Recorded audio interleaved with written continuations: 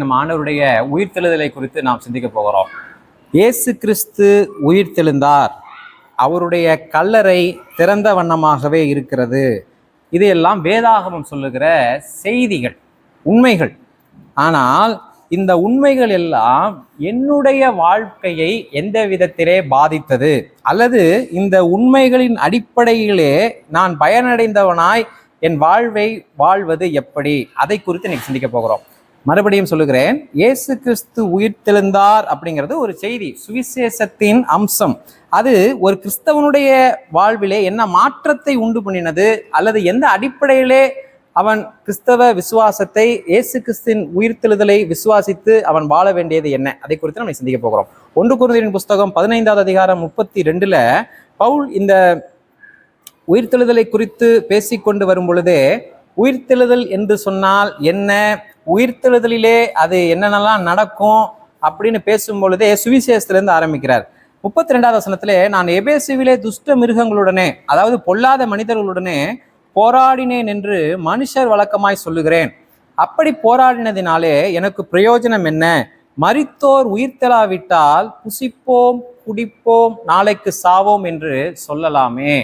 அப்ப மரித்தோர் கண்டிப்பாக உயிரோடு எழும்புவார்கள் அப்படிங்கிற நம்பிக்கை தான் என்னுடைய வாழ்க்கைக்கே ஒரு அர்த்தத்தை தருகிறது அப்படின்னு பவுல் சொல்றாரு. இல்லாட்டி நான் எப்படி வேணாலும் வாழலாமே, இன்னைக்காக வாழலாமே, ஒரு சாமானிய மனிதனுடைய ஆசாபாசங்களுக்கு ஏற்ப என் வாழ்க்கையை நான் வாழலாமே அப்படின்னு சொல்றாரு. அப்ப கிறிஸ்தவ வாழ்வின் பாடுகள், கிறிஸ்தவ வாழ்க்கையினுடைய அர்த்தமே நமக்கு எங்கு கிடைக்கின்றது அப்படின்னா, ஒரு நாளிலே இயேசு கிறிஸ்துவை போல நானும் உயிரோடு எழும்புவேன் அப்படிங்கிற இயேசு கிறிஸ்துவனுடைய உயிர்த்தெழுதலோடு இணைக்கப்பட்ட நம்முடைய வாழ்க்கையே நாம் இந்த கிறிஸ்தவ வாழ்க்கையை பூமியிலே வாழ்வதற்கும், கிறிஸ்தவ வாழ்விலே பாடுகள் வரும் பொழுது அதை தாண்டி சென்று கர்த்தருடைய சித்தத்தை நிறைவேற்றுவதற்கும் நமக்கு உத்வேகத்தையும் அர்த்தத்தையும் தருகிறது. பிலிப்பியருக்கு எழுதின நிருபம் 3வது அதிகாரம் 10வது வசனத்துல, இப்படி நான் அவரையும் அவருடைய உயிர்த்தெழுதலின் வல்லமையையும் அவருடைய பாடுகளின் ஐக்கியத்தையும் அறிகிறதற்கும் அவருடைய மரணத்திற்கு ஒப்பான மரணத்திற்குள்ளாகி எப்படியாயினும் நான் மரித்தோரிலிருந்து உயிர்த்தெழும்புவதற்கும் தகுதியாகும்படிக்கும் அப்படின்னு சொல்றாரு. இங்கே கவனிக்க வேண்டிய வார்த்தை என்னன்னா, அவருடைய உயிர்த்தெழுதலின் வல்லமையையும் அவருடைய பாடுகளின் ஐக்கியத்தையும் அறிகிறதற்கும். அதாவது உயிர்த்தெழுதலின் ஆற்றல் நான் ரட்சிக்கப்பட்டிருந்தால் மாத்திரமே, இயேசு கிறிஸ்துவின் மூலமாக, தேவ வார்த்தைகளின் மூலமாக, பரிசுத்த ஆவியானவரின் மூலமாக நான் மறுபிறப்பு அடைந்திருந்தால் மாத்திரமே, அதாவது இங்கேயே நான் புதிதாக்கப்பட்டால் ஒழிய அவருடைய பாடுகளின் ஐக்கியத்தை நான் அறிய முடியாது. அப்ப உயிர்த்தெழுதலின் வல்லமையிலே நாம் வாழும் பொழுதுதான், புதிதாக்கப்பட்ட ஒரு வாழ்க்கையை நாம் வாழும் பொழுதுதான் அவருடைய பாடுகளின் ஐக்கியத்தையும் நாம் அறிய முடியும். அப்ப கிறிஸ்தவ வாழ்விலே வருகிற பாடுகள், அதை நாம் நேர்வழியாக நேர்மையாக சந்திக்க வேண்டும் என்று சொன்னாலும், இயேசு கிறிஸ்து எனக்காக பாடுபட்டார், அதிலே நான் பங்கு பெற்று ஐக்கியம் கொள்ள வேண்டும். இந்த ரெண்டுக்குமே அடிப்படை என்னன்னா, நான் புதிதாக்கப்பட்டிருக்க வேண்டும்.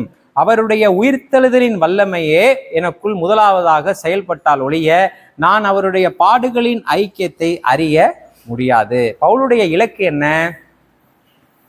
நிறைய சபைகளை கட்டணும் இருந்தது, சுவிசேஷத்தை எல்லாத்தையும் போய் சொல்லணும் இருந்தது, ஆண்டவருடைய ராஜ்யத்தை விரிவாக்கணும் இருந்தது, அநேக மூப்பர்களை ஊழியத்திற்கென்று ஏற்படுத்தணும் இருந்தது, யூதர்கள் ரட்சிக்கப்படணும் இருந்தது. ஆனால் எல்லாத்தையும் காட்டிலும் தனிப்பட்ட விதத்திலே பவுலனுடைய வாழ்வின் இலக்கு என்னவாக இருந்தது என்று சொன்னால், அவருடைய மரணத்திற்கு ஒப்பான மரணத்திற்கு உள்ளாகி இயேசு கிறிஸ்துவை போலவே நான் மரித்து எப்படியாயினும் நான் மரித்தோரில் இருந்து உயிரோடு எழும்புவதற்கு தகுதியாகும்படிக்கு. எதை சொல்றாரு அப்படின்னா, இயேசு கிறிஸ்துவை போல நான் உயிரோடு எழும்பணும்னா அவரை மாதிரியே ஒரு வாழ்க்கை வாழணும்னு ஆசைப்படுறேன். அவரை மாதிரியே கர்த்தருக்காக வாழ்ந்து, அவரை மாதிரியே கர்த்தருக்காக பாடுகள் அனுபவித்து, அவரை மாதிரியே கர்த்தருக்காக மரிக்கணும் அப்படின்னு சொல்லி நான் விரும்புகிறேங்கிறார். அப்போ எல்லாருக்குமே என்ன ஆசை? உயிரோடு எழும்பணும். நான் செத்ததுக்கு அப்புறம் பரலோகம் போகணும், தூதர்கள் என்னை வரவேற்கணும், தூதர்களோடு சேர்ந்து நான் பாடணும், பரலோகத்திலே மகிழணும். எல்லாருக்கும் அந்த ஆசை உண்டு, எனக்கும் உண்டு, இதை கேட்கிற நமக்கும் உண்டு. ஆனால் பவுலுக்கு வெறும் இந்த ஆசை மாத்திரம் அல்ல.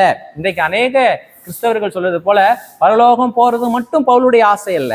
அவருடைய மரணத்திற்கு ஒப்பான ஒரு மரணத்திற்கு உள்ளாகி, அதாவது அவரை போலவே பிதாவின் சித்தத்தை நிறைவேற்றி, அவரை போலவே கர்த்தருக்காக வாழ்ந்து ஊழியம் செய்து அவருடைய இருதயத்தை குளிர பண்ணி, அவருடைய மரணத்திற்கு ஒப்பான மரணத்திற்குள்ளாகி, எப்படியாயிலும் நான் மரித்தோல் இருந்து உயிரோடு எழும்புவதற்கு தகுதியாகும்படிக்கு. இங்க பவுல் ரட்சிப்பு இலவசம்தான். ஆண்டவராகிய இயேசு கிறிஸ்துவை நாம் விசுவாசிப்பதன் மூலமாக நாம் நித்திய ஜீவனை பெற்றுக்கொள்கிறோம். இங்கும் நித்திய ஜீவனை பெற்றுக்கொள்கிறோம், வருங்காலத்திலும் உயிரோடு எழும்புவோம். இது நம்முடைய தகுதியின் அடிப்படையில் வருவது அல்ல.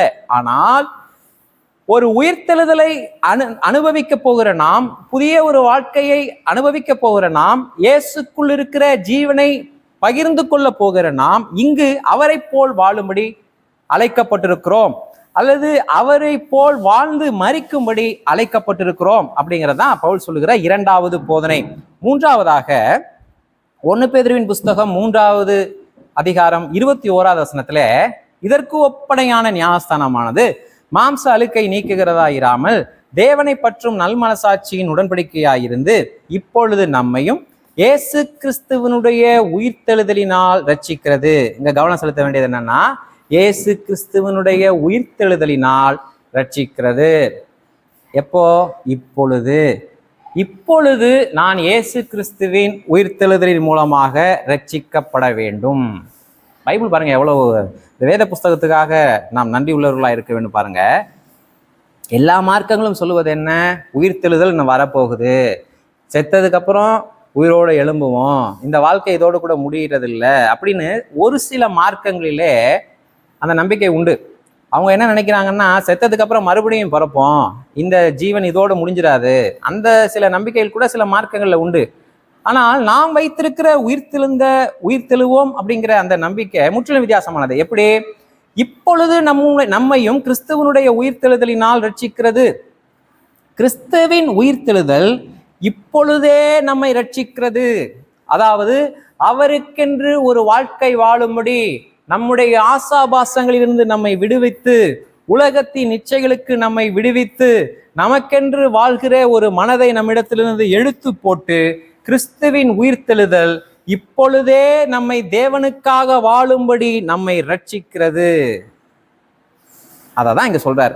நியூ லைஃப் நம்மளுக்கு கொடுக்கப்பட்டிருக்கு. என்னுடைய ஆசாபாசங்களோடு நான் வாழ்வதை சிலுவையிலேயே முடித்து கொண்டேன். அதனாலதான் பவுல் சொல்லுகிறாரு, நான் அவரோடு சிலுவையில் அறையப்பட்டேன். என்னுடைய பழைய வாழ்க்கையின் லட்சியங்கள், நோக்கங்கள், ஆசைகள், எதிர்பார்ப்புகள் எல்லாம் சிலுவையில் அவரோடு முடிந்து விட்டது. அவரோடு கூட இப்பொழுது உயிரோடு கூட எழுந்திருக்கிறேன். எதற்காக? தேவனுக்காக வாழும்படி. எபேசியரின் நிருபம் 2வது அதிகாரம் 5வது வசனத்திலே, அக்கிரமங்களில் மரித்தவர்களாய் இருந்த உங்களை, அதாவது நம்மை கிறிஸ்துவுடனே உயிர்ப்பித்தார், கிருபையினாலே ரட்சிக்கப்பட்டீர்கள்.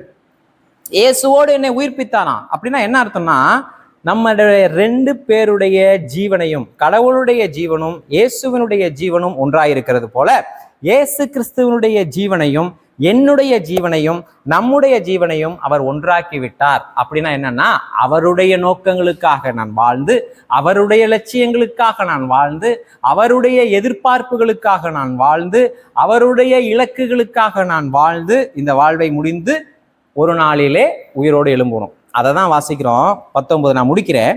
யோவான் சுவிசேஷ புத்தகம் 14வது அதிகாரம் 19வது வசனம். இந்த முழு செய்திக்கும் அடிப்படையாக நீங்கள் இந்த வசனத்தை எடுத்துக்கொள்ளலாம். இன்னும் கொஞ்ச காலத்தில் உலகம் என்னை காணாது, நீங்களோ என்னை காண்பீர்கள். நான் பிழைக்கிறபடியால் நீங்கள் பிழைப்பீர்கள். என்ன ஒரு வார்த்தை பாருங்க. அப்படின்னா 2 பேத்துக்குள்ளேயுமே ஒரே ஜீவன் இருக்க போகிறதுன்னு அர்த்தம். நான் உயிரோடு இருக்கிறதுனால நீங்க உயிரோடு இருப்பீங்க. ஒரு செடியிலே கொடி உயிரோடு இருக்கிறது என்று சொன்னால் என்ன அர்த்தம்? செடி உயிரோடு இருக்கிறது என்று சொல்லி அர்த்தம். அப்ப ஒரு செடியிலே கொடி காஞ்சி போச்சு அப்படின்னா என்ன அர்த்தம்னா, அந்த செடியிலிருந்து துண்டிக்கப்பட்டு விட்டது என்று சொல்லி அர்த்தம். அதை தான் யோவான் சுவிசேஷ புத்தகம் 15வது அதிகாரத்திலே ஆண்டவர் பேசுகிறார். அப்ப என்னுடைய ஜீவனும் கடவுளுடைய ஜீவனும் இந்த பூமியிலே ஒன்றாகிறது இல்லையா? அதுதான் உயிர்த்தெழுந்த வாழ்வு. அதுதான் உயிர்த்தெழுந்த வாழ்வு. கண்டிப்பாக இப்படிப்பட்ட வாழ்க்கையை வாழுகிறவர்கள் இந்த பூமியிலே மரிக்கும் பொழுது உயிரோடு எழும்புவாங்க. அப்ப இந்த பூமியிலேயே, இந்த வாழ்நாளிலேயே, இந்த உலகத்திலேயே என்னுடைய உங்களுடைய ஜீவன் கிறிஸ்துவோடு இணைந்திருக்கும் என்று சொன்னால் கண்டிப்பாக நாம் உயிர்த்தெழுவோம்.